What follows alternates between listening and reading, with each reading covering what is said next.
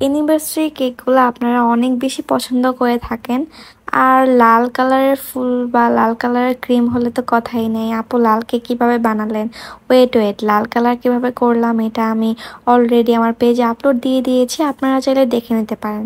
তো আজকের কেকটা ছিল 1 পাউন্ডের চকলেট ফ্লেভারের মধ্যে। তো এই কেকটা হচ্ছে অ্যানিভার্সারি থিম কেক।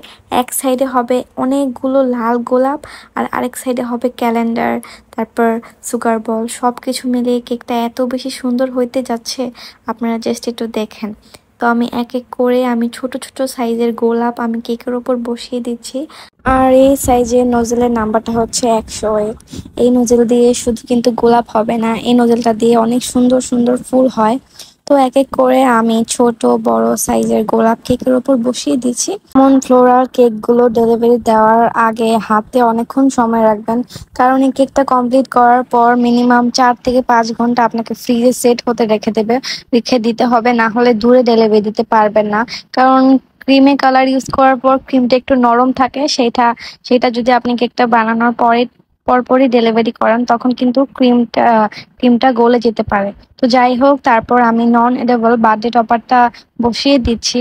তো এটা আবার আপু একটু কাস্টমাইজ করেছিল যে আপু মাঝখানে বার্থডে টপার হবে। তো তারপর আমি ছোট সাইজের ক্যালেন্ডারটা কেকের ওপর বসিয়ে দিয়েছি।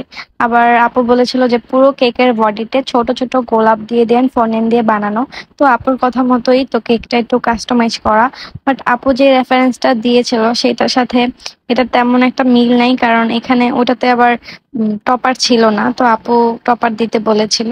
তো যাই হোক, এক এক করে পুরো বডিতে আমি লাল কালারের ফন্ডেন্টের লাভ টপার বসিয়ে দিয়েছি। এরপর আমি কেকের মধ্যে নেম প্লেটটা বসিয়ে দিচ্ছি, এটাও ফন্ডেন্ট দিয়ে বানানো। আর হ্যাঁ, এই সবগুলো ফন্ডেন্টের কাজ কিন্তু আমি নিজের বানানো ফন্ডেন্ট দিয়েই করি। এখন পর্যন্ত আমি কেনা ফন্ডেন্ট ইউজ করি নাই, তবে ব্ল্যাক কালার ফন্ডেন্ট আমি কেনাটাই ইউজ করি। তো যাই হোক, আমার কেকের ডেকোরেশন ভিডিওটা আপনাদের কেমন লাগলো অবশ্যই কিন্তু আমাকে কমেন্ট করে জানাবেন। আল্লাহ হাফিজ।